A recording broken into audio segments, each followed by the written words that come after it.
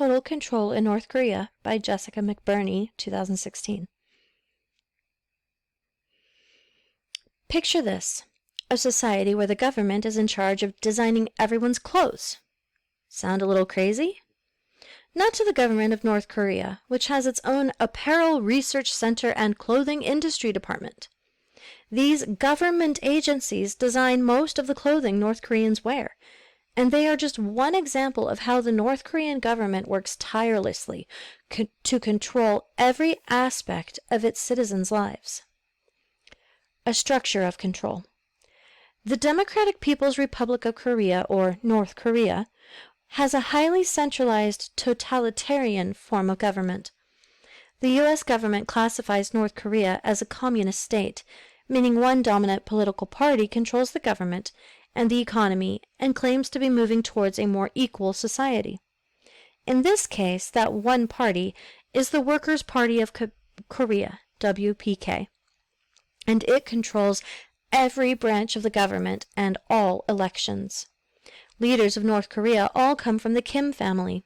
The current leader is Kim Jong-un, who not only heads the WPK, but also chairs the National Defense Commission and commands the Korean People's Army.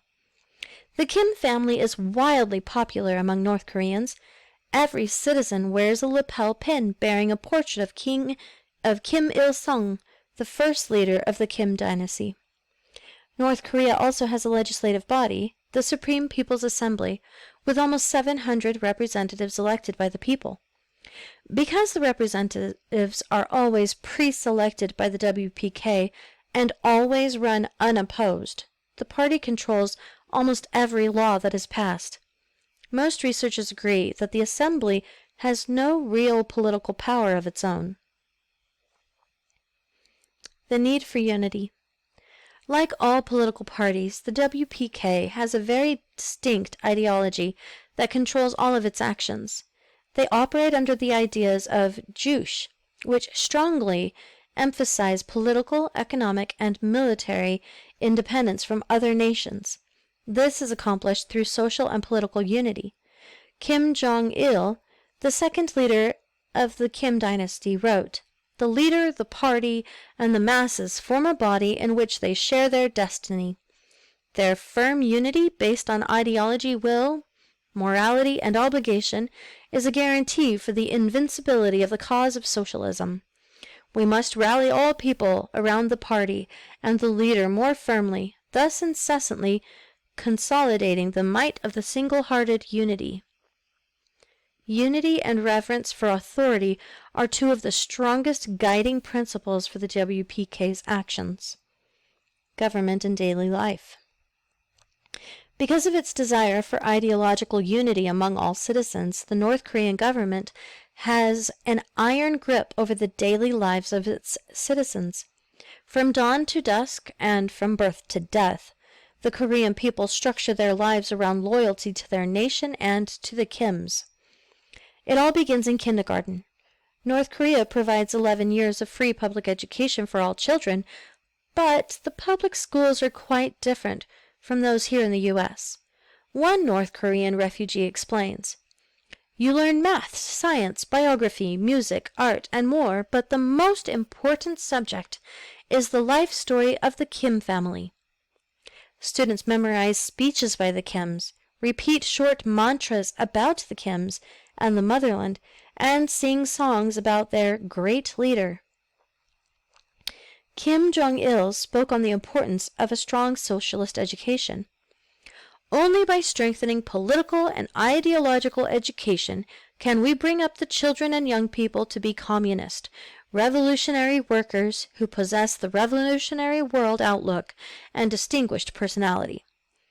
The reach of the WPK extends even into private homes. Morning newspapers include editorials supporting the party's ideology. In the 1990s, the government ordered that every house buy a framed copy of a poem about Kim Il-sung, and everyone had to memorize it. One of the most important ways the WPK exerts its influence over people's lives and thoughts is through art. The Kim family recognizes the power of art over hearts and minds, and they want to make sure all the art in North Korea represents communist ideals. One official said in 1986, "Art and literature must serve the party as its powerful ideological weapon. Writers and artists must, above all else, create many more works of revolutionary art and literature which deal in depth with the greatness of the respected leader, and describe the greatness of the party." North Korea is so cut off from the rest of the world that its citizens accept this type of propaganda as truth. They have nothing that says otherwise. Terrifying consequences. Those who choose not to follow the prescribed North Korean lifestyle face grave consequences if they are caught.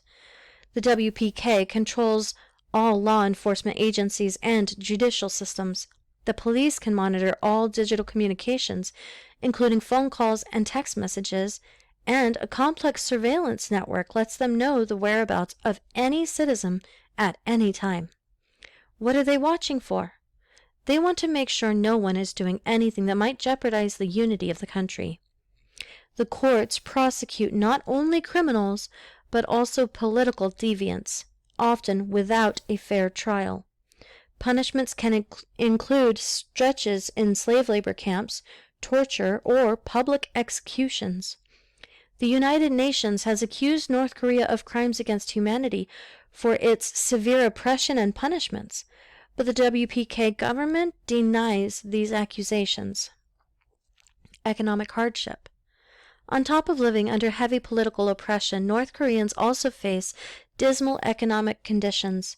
As a communist nation, the government owns most industries and means of production, and in order to maintain economic independence, it does not trade with other countries.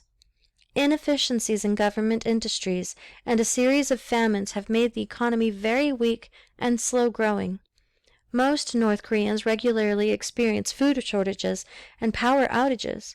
The per capita income in North Korea is about $1,500, compared to South Korea's $23,000.